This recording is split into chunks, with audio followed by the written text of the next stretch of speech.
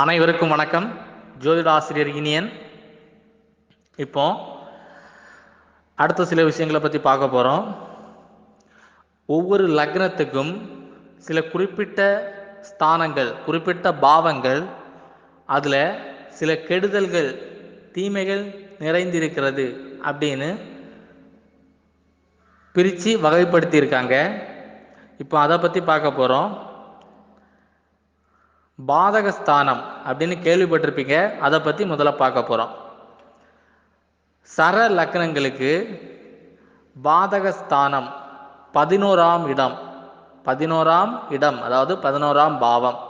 அப்போ சர லக்னங்கள் இதெல்லாம் மேஷம், கடகம், துலாம், மகரம். இந்த 4 லக்னத்தில் பிறந்தவர்களுக்கும் இவர்களுக்கு 11ஆம் பாவம் பாதகஸ்தானம்.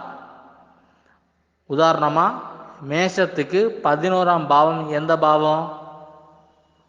கும்பம். அப்போ கும்பம் அப்படிங்கிறது பாதகஸ்தானம். அதுக்கு அதிபதி யாரு? சனி.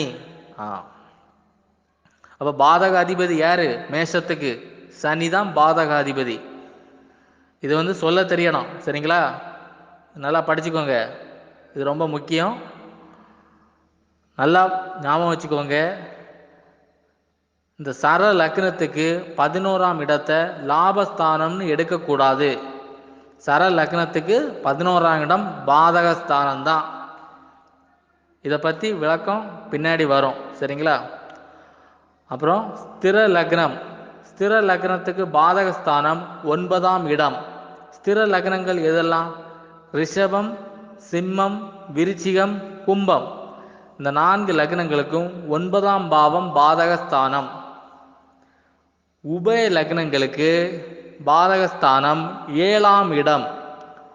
உபய லக்னங்கள் எதெல்லாம்? மிதுனம், கன்னி, தனுசு, மீனம். இந்த 4 லக்னங்களுக்கும் 7ஆம் இடம் பாதகஸ்தானம். சரி, அப்போ சர லக்னம் அப்படிங்கிறது என்னது? அதுக்கு 11ஆம் இடம் பாதகஸ்தானம். அப்படின்னா சர லக்னத்தில் பிறந்தவங்களுக்கு இயற்கையாகவே 11ஆம் இடம் அப்படிங்கிறது நண்பர்கள், ஆசைகள், பேராசை. அப்போ இவங்களுடைய பேராசையினால ஏதோ ஒரு பாதகத்தை இவர்கள் சந்திக்க போகிறார்கள் அப்படிங்கிறது அர்த்தம். அப்புறமா ஸ்திர லக்னம். ஸ்திர லக்னத்துக்கு 9ஆம் இடம் பாதகஸ்தானமா? 9ஆம் பாவம் அப்படிங்கிறது தந்தை குறிப்பது. அப்போ இந்த ஸ்திர லக்னத்தில் பிறந்தவர்களுக்கு ஒன்று தந்தைக்கே பிரச்சனை இருக்கும், தந்தை இல்லாமல் கூட போகலாம். அல்லது தந்தை இருந்து அதனால இந்த ஜாதகருக்கு பிரச்சனை இருக்கலாம்.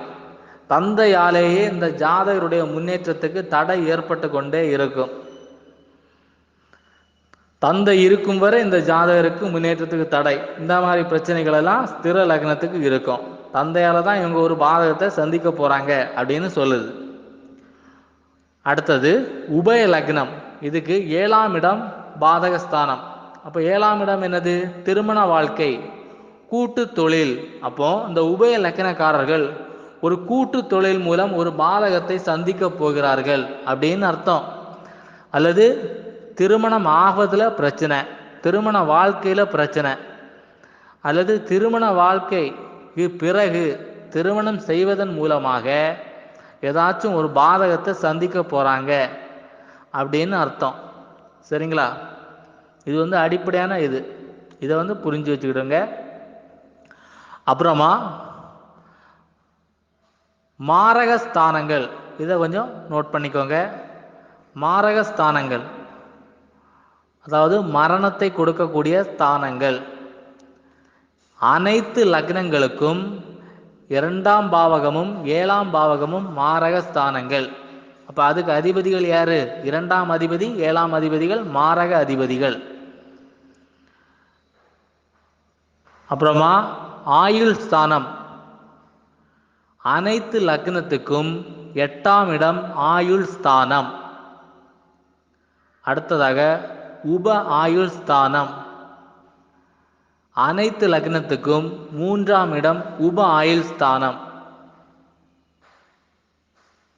சரி, அப்போ அந்த 8ஆம் அதிபதி அப்படிங்கிறது ஆயுள் ஸ்தானமாக வந்துடுச்சா? 3ஆம் இடங்கிறது உப ஆயுள் ஸ்தானம்.